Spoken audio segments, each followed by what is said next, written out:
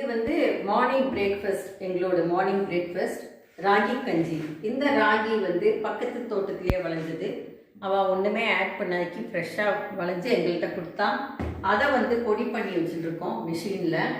அதை வந்து 3 ஸ்பூன் இதால் போட்டு அதில் வெந்தயம், இஞ்சி, பெருங்காயம், உப்பு, கருவேப்பிலை சேர்த்து 1 கப் தயிர், ஒரு 800 ml தண்ணி விட்டு நல்லா இந்த விஸ்கால நல்லா கடைஞ்சி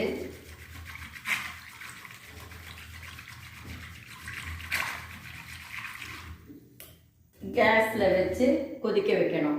10 minutes கொதிக்க வச்சா நம்ம கஞ்சி ரெடி. இது வந்து எங்கள் பொறுத்த வரைக்கும் ஒரு healthy breakfast, full of energy and ஒரு லிக்விட் டயட் டே டைமில் சாப்பிட்டா நமக்கு நல்லது. பிரேக்ஃபாஸ்ட்னா breaking the fast, fasting for 9 hours during the night and breaking the fast in the morning. இது வந்து நாங்கள் ஒரு 50 years இந்த மாதிரி தான் சாப்பிட்டுட்டு இருக்கோம்.